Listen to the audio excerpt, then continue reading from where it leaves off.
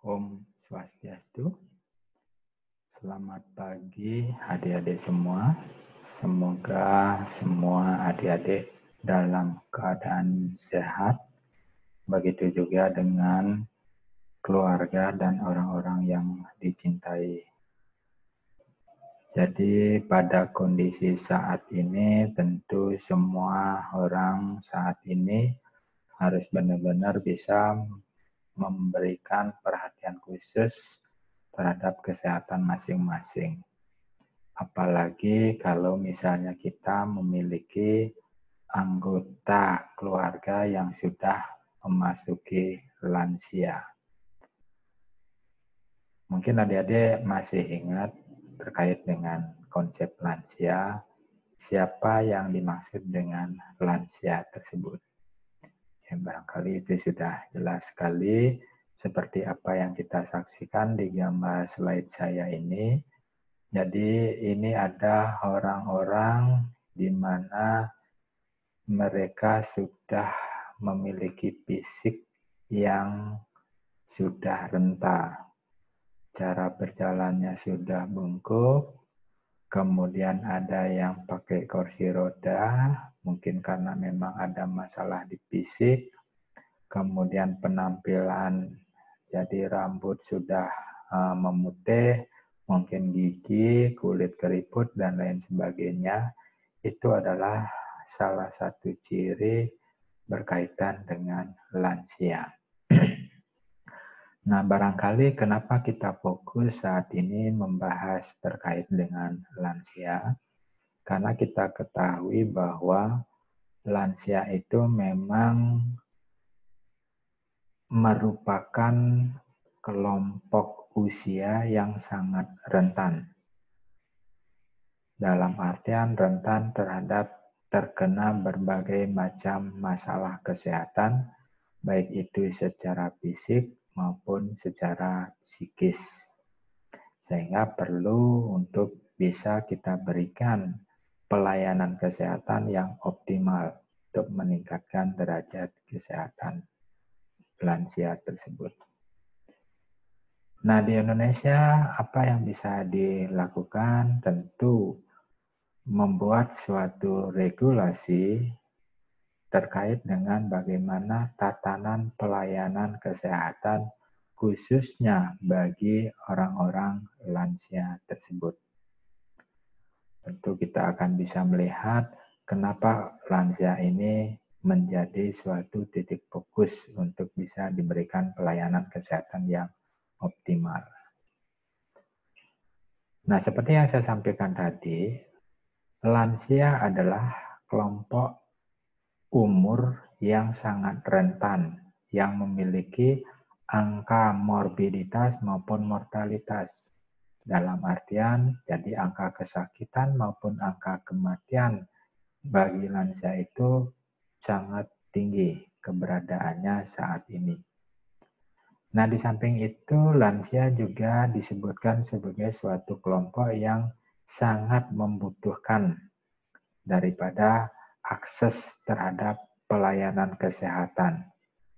Kenapa? Karena memang sebagian besar lansia tersebut memiliki penyakit yang sudah saya sampaikan, baik fisik maupun psikologis, baik itu penyakitnya kronik maupun penyakit degeneratif. Nah, Indonesia merupakan negara dengan struktur saat ini memiliki penduduk usia tua yang sangat banyak. Sehingga bisa dikatakan di sini Indonesia itu memiliki aging population. Jadi artinya memang populasi lansia itu sangat banyak. Di mana populasi saat ini diproyeksikan ada sekitar 27,08 juta jiwa yang diestimasikan 9,99% dari seluruh penduduk Indonesia itu adalah populasi lansia. Jadi sangat banyak. Nah, kemudian di Indonesia permasalahan yang dialami oleh lansia itu juga sangat banyak. di mana di antara permasalahan tersebut, hipertensi merupakan permasalahan paling banyak diderita oleh lansia. Ada sekitar 63,5% daripada lansia di Indonesia itu mengalami hipertensi. Nah, kemudian yang lainnya 5,7% itu lansia itu mengalami DM, diabetes mellitus, 4,5% mengalami penyakit jantung, 4,4% mengalami stroke, 0,8% mengalami gangguan di ginjal, dan 0,4% daripada lansia itu menderita kanker. Jadi ini berdasarkan riskesdas yang dilakukan pada tahun 2018. Jadi banyak sekali permasalahan yang dihadapi. Nah, berkaitan dengan hal tersebut, di mana tingginya angka jumlah penduduk populasi lansia, kemudian angka morbiditas mortalitasnya sangat tinggi, dan saat ini berbagai macam masalah kesehatan dialami oleh lansia, maka dibutuhkan upaya-upaya daripada pemerintah untuk mencegah masalah-masalah yang dihadapi oleh lansia itu melalui pemberian pelayanan kesehatan yang prioritas. Jadi dalam tanda petik bisa diartikan bahwa lansia itu menjadi salah satu prioritas pelayanan yang diberikan, terutama pelayanan kesehatan oleh pemerintah. Baik itu pelayanan kesehatan di tingkat masyarakat, yang sering kita dengar, kita mungkin pernah lakukan, itu pelayanan-pelayanan masyarakat berupa posbindu, jadi posyandu lansia, maupun pelayanan-pelayanan yang sifatnya lebih lanjut yang di fasilitas kesehatan, apakah itu rumah sakit maupun rumah sakit khusus lansia atau rumah sakit rujukan. Nah, jadi itu dasarnya. Nah, kemudian kenapa pelayanan prioritas itu ditujukan kepada lansia? Ya, seperti yang saya paparkan tadi, banyak dasar hukum yang mendasari daripada kegiatan tersebut. Misalnya Undang-Undang tahun 1960 nomor 9 itu tentang pokok-pokok kesehatan. Itu diantaranya ada disebutkan lansia. Kemudian Kepres, keputusan Presiden nomor 4 tahun 74. Kemudian diperbaharui lagi melalui Kepres nomor 15 tahun 85. Kemudian ditindaklanjuti oleh keputusan Menteri nomor 558 dan selanjutnya. Silakan ini dibaca.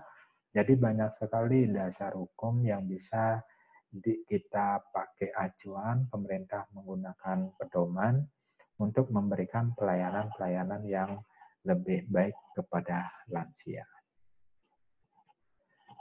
Nah, kemudian bagaimana prinsip pelayanan kesehatan pada lansia? Jadi bisa dikatakan prinsip pelayanan yang diberikan kepada lansia itu prinsipnya holistik. Barangkali adik-adik semua saya yakin bahwa sudah paham apa sih yang dimaksud dengan holistik. Jadi kita seorang perawat itu hampir sering mendengar kata-kata holistik. Jadi holistik itu dipandang sebagai lansia itu sebagai makhluk yang utuh. Baik itu makhluk biologis, psikologis, sosial, dan spiritual. Sehingga pelayanan yang diberikan itu haruslah menyeluruh tadi, baik bio, psikososial, spiritual. Tidak bisa kita memberikan suatu pelayanan hanya berdasarkan salah satu sudut pandang. Misalnya, dia bermasalah di masalah biologis saja. Kemudian psikososial spiritualnya nggak usah ditangani, nggak bisa. Jadi kita harus bisa menangani lansia itu secara holistik, baik bio, psikososial, spiritual. Ketika ada masalah di biologisnya, tentu akan berimbas ke masalah psikologis. Ya, bisa juga ke sosialnya, bisa ke spiritual. Saya contohkan misalnya ada lansia yang mengalami masalah di fisik biologisnya. Ya, jadi sudah tidak mampu untuk beraktivitas. Ya, mungkin karena sudah tua, sudah lemah, kaku, ya sudah sakit-sakitan itu misalnya, sehingga diam saja di kamar atau tempat tidur. Tentu punya masalah lain selain fisik tadi, ada psiko, mungkin dia malu mungkin terkait dengan kondisinya, melihat teman lainnya bisa beraktivitas, minder, depresi, dan lain sebagainya. Secara sosial, ya tentu tidak bisa bergaul lagi, berinteraksi dengan orang-orang yang ada di sekitar. Spiritual, ya yakin bahwa sudah berkurang bagaimana hubungan daripada lansia ini dengan Tuhannya. Nah, jadi itu disebut dengan pelayanan kesehatan pada lansia itu harus holistik. Nah, kemudian prinsip yang lain, bentuk pelayanan yang diberikan kepada lansia itu sifatnya bentuknya vertikal, yang artinya adalah pemberi pelayanan itu mulai dari tingkat masyarakat, ya sampai dengan tingkat rujukan yang paling tinggi. Jadi bentuk pelayanan di masyarakat itu melalui Pospindu, ya itu bisa diberikan sampai rujukan tertinggi ke rumah sakit, ya terutama misalnya rumah sakit yang ada rumah sakit lansianya yang memiliki subspesialis, ya terutama di subspesialis geriatri. Nah, itu bentuk pelayanan secara vertikal. Sedangkan bentuk pelayanan horizontal terhadap lansia ini, jadi pelayanan kesejahteraan itu bisa dilakukan secara baik menyeluruh atas dasar kerjasama dengan lintas sektor yang lain. Jadi ada kerjasama baik itu sektor-sektor dinas sosial, agama, pendidikan, kebudayaan, itu ada kerjasamanya secara horizontal dalam memberikan pelayanan secara holistik kepada lansia. Ya, misalnya kita lihat pelayanan terhadap lansia yang ada di panti. Tentu di sana ada integrasi bentuk pelayanan horizontal antara dinas sosial, ya yang menangani, kemudian bekerja sama dengan dinas kesehatan. Ya, barangkali seperti itu contohnya.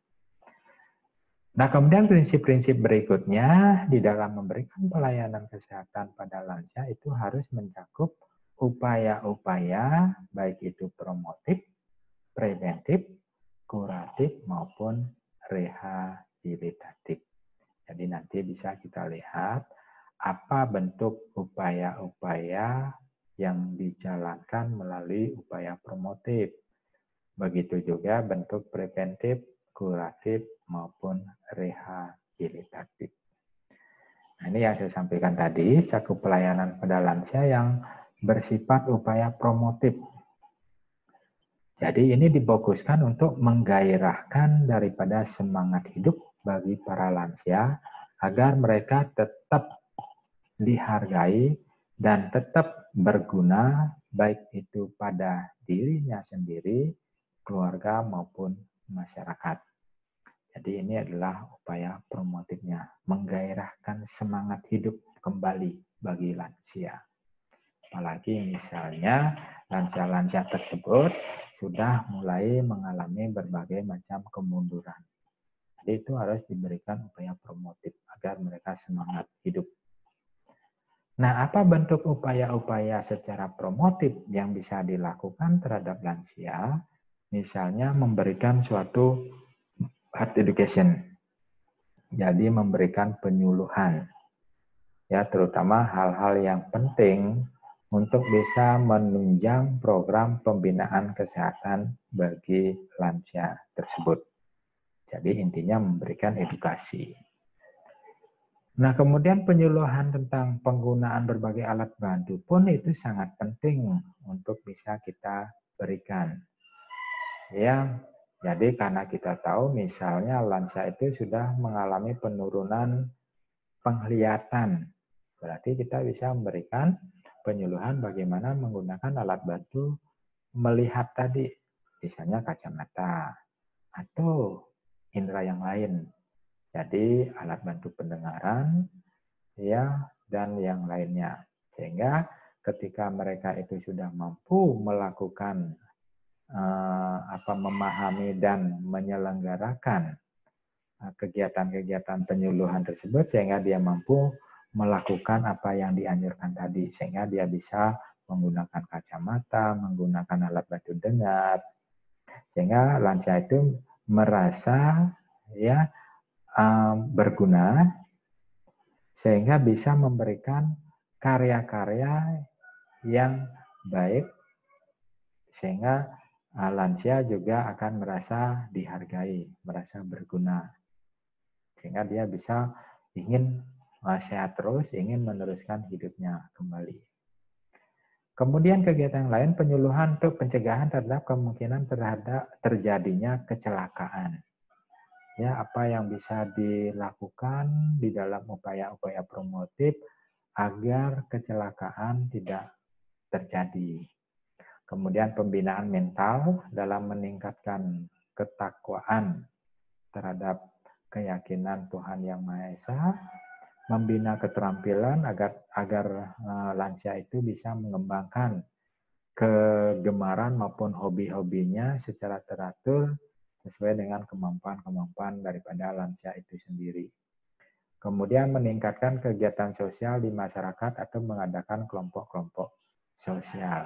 Jadi itu adalah upaya-upaya promotif yang bisa dilakukan. Nah, upaya-upaya promotif itu tentu juga kita upayakan biar lansia itu merasa fresh, merasa senang, merasa bahagia. Ya, jadi hal-hal yang bisa kita sampaikan biar lansia itu bahagia, misalnya B-nya berat badan berlebihan itu untuk bisa dihindari. Ya, karena kita tahu kalau sudah bebannya berlebihan, apalagi sudah mengalami berbagai kemunduran fungsi, terutama di fisik, nanti ini akan berisiko terhadap kesehatan daripada lansia. Kemudian A-nya atur makanan yang seimbang. Kita perlu lansia itu agar bahagia, makanan itu seimbang, nggak boleh ada yang dikurangi maupun yang dilebih-lebihkan saat ini. Sedikit aja lebih, misalnya garam, akan mudah menyebabkan terjadinya peningkatan tekanan darah. Begitu juga dengan gula dan sebagainya. Kemudian hanya hindari faktor-faktor risiko penyakit jantung. Ya, jadi penyakit jantung terutama terkait dengan stres, ya, jadi ketegangan itu juga perlu kita hindari. Kita jelaskan ke lansia. Kemudian A-nya kembali agar terus merasa berguna dengan mengembangkan kegiatan atau hobi-hobi yang bermanfaat, yang disukai, misalnya berkebun. Itu kita bisa kembangkan. Kita dorong lansia itu untuk beraktivitas sesuai dengan hobi, kesenangan mereka. Kemudian G-nya gerak badan teratur sesuai kemampuan. Jadi bisa kita anjurkan selalu lansia itu beraktivitas tetapi terbatas. Dalam tanda kutip, terbatasnya sesuai dengan kemampuan daripada lansia tersebut. Kemudian A-nya yang ketiga, yang terakhir, awasi kesehatan dengan melakukan pemeriksaan pengecekan secara berkala. Ya, jadi kalau misalnya punya riwayat hipertensi, tentu berkala dengan mengecek tekanan darah. Nah, jadi itu juga upaya-upaya promotif yang bisa dilakukan ya terhadap lansia. Nah, kemudian upaya lain adalah upaya preventif. Jadi upaya pencegahan terhadap kemungkinan terjadinya penyakit ya maupun kompleksitas penyakit yang disebabkan oleh proses-proses penuaan tersebut. Jadi penyakit-penyakit yang sering terjadi pada lansia itu bisa dicegah melalui upaya preventif. Nah, apa bentuk-bentuk kegiatan upaya preventif ini? Misalnya melakukan suatu pemeriksaan kesehatan secara berkala. Jadi rutin untuk melakukan kontrol maupun screening pemeriksaan ya terhadap kondisi fisik, psikososial maupun spiritual daripada lansia. Nah, kemudian upaya preventif lain ya jadi melalui latihan-latihan agar mendapatkan suatu kesegaran jasmani. Ya, jadi harus selalu bergerak beraktivitas ya agar selalu fit, segar. Kemudian mengurangi terhadap risiko terjadinya cedera ya ketika beraktivitas, ketika bergerak, apa yang harus diperhatikan?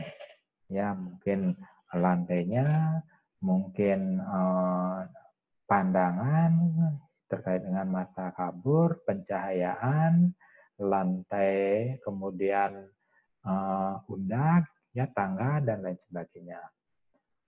Kemudian meningkatkan keamanan di tempat kerja bagi dalam tanda kutip ada lansia-lansia yang masih memiliki aktivitas baik itu di rumah maupun luar rumah.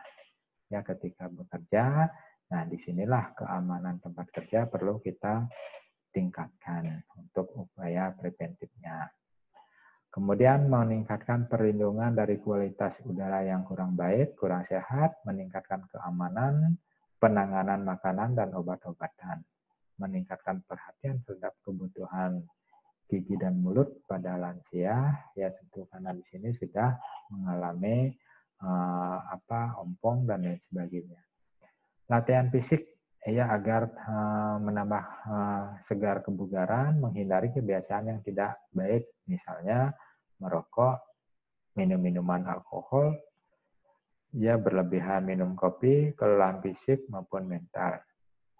Ya mungkin juga di dalam upaya preventif ini melakukan tindakan-tindakan imunisasi yang memberikan kekebalan terhadap tubuh. Ya misalnya imunisasi influenza itu juga bisa dilakukan upaya preventifnya.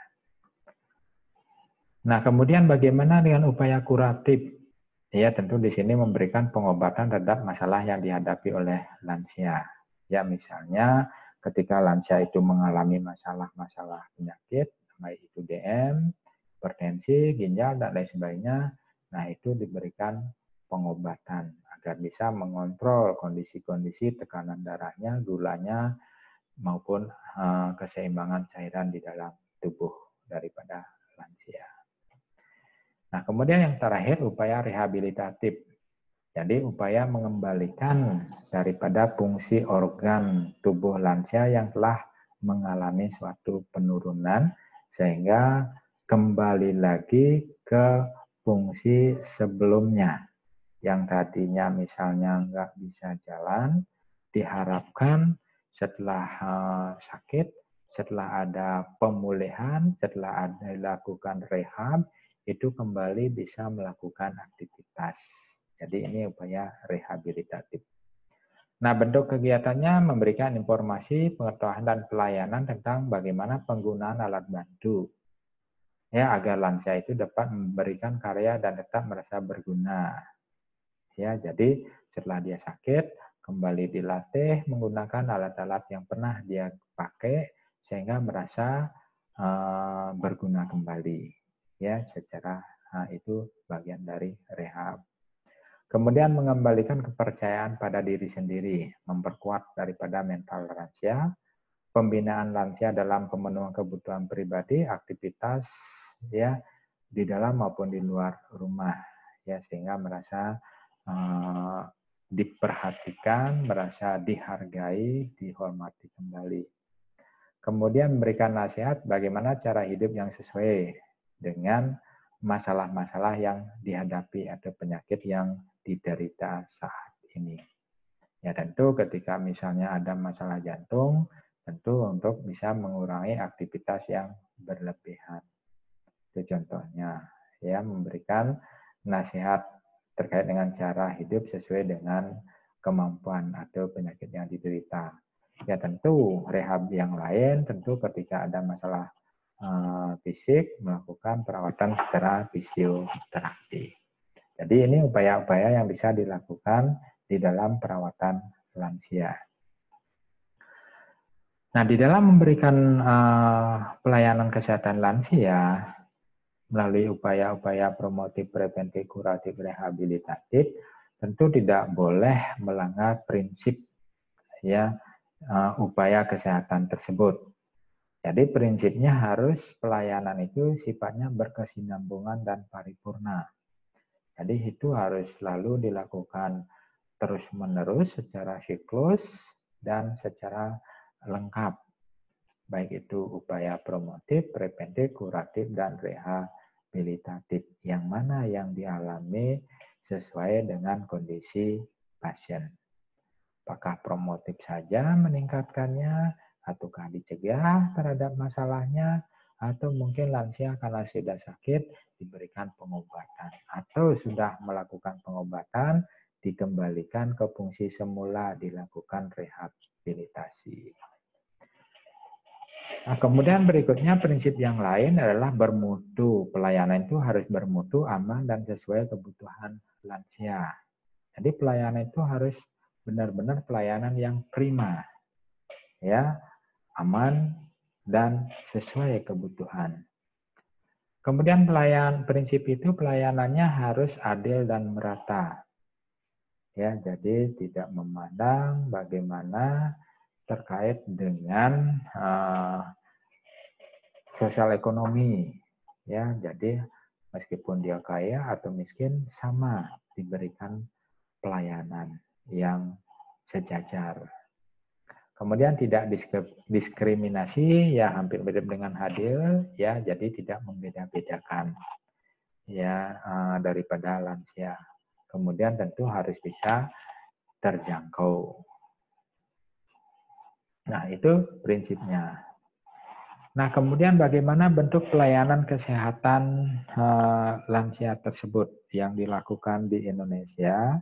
Jadi bentuk-bentuk pelayanan itu secara garis besar dibagi menjadi 3. Ada pelayanan yang dilakukan di panti, institusi khusus, kemudian di rumah sakit, maupun pelayanan yang ada di masyarakat melalui kegiatan Pospindu. Nah, jadi ini bentuk pelayanan kesehatan lansia yang dilakukan di Indonesia.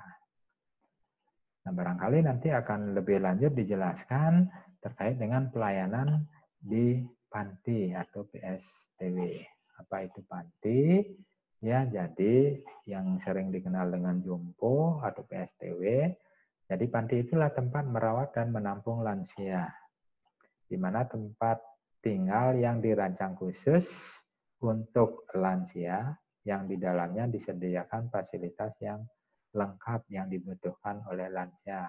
Jadi itu konsep daripada Hurlok 1996. Nah, sedangkan Depsos ya tahun 2003 menjelaskan bahwa panti itu adalah suatu unit UPT yang memberikan pelayanan sosial bagi lanjut usia supaya para lanjut usia tersebut dapat menikmati hari tuanya dengan cara memberikan tempat tinggal yang layak, makanan yang teratur dan bergizi, pakaian yang bersih dan nyaman, pemeliharaan kesehatan, sehingga di sana ada klinik atau petugas kesehatan yang profesional dalam memberikan pelayanan kesehatan.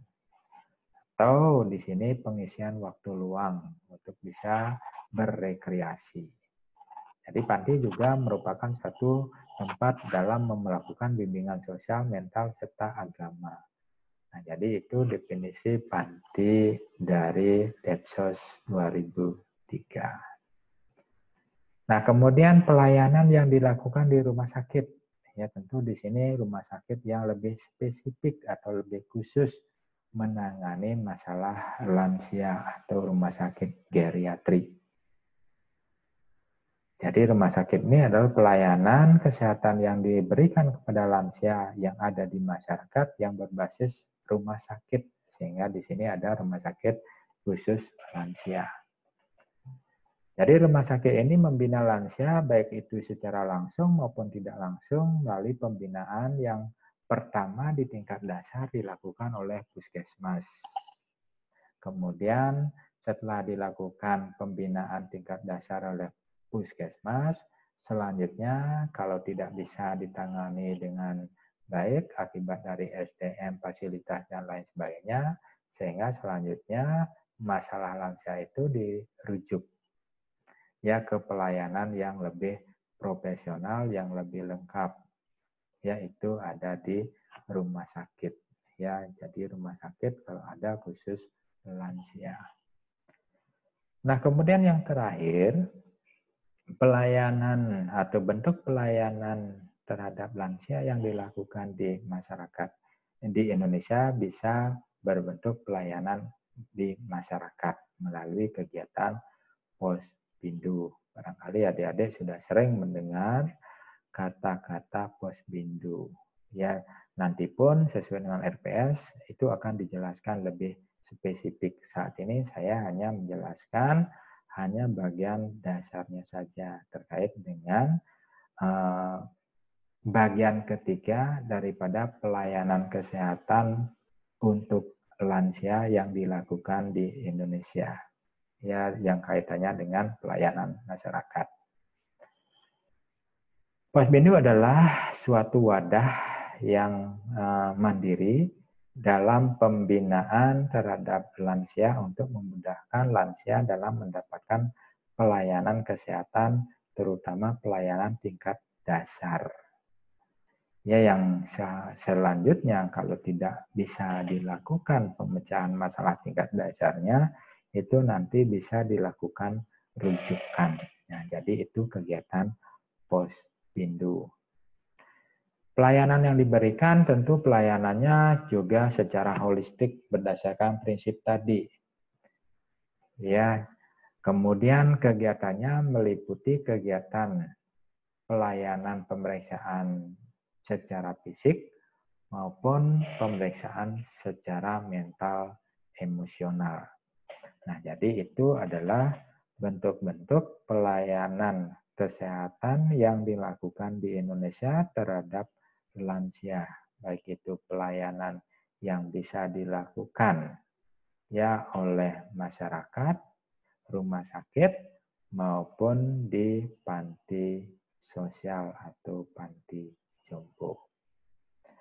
Nah, barangkali itu adik-adik yang bisa saya sampaikan terkait dengan materi pelayanan kesehatan lansia. Jadi tatanan pelayanan kesehatan lansia di Indonesia. Nah, kira-kira sekian dari pemaparan saya. Kalau memang nanti ada hal-hal yang kurang jelas, yang mungkin yang perlu adik-adik tanyakan, silakan kita akan diskusikan di waktu berikutnya. Jadi terima kasih atas perhatiannya. Saya tutup daripada topik presentasi materi saya ini dengan Paramo Santi. Om Santi, Santi, Santi, Om. Selamat pagi.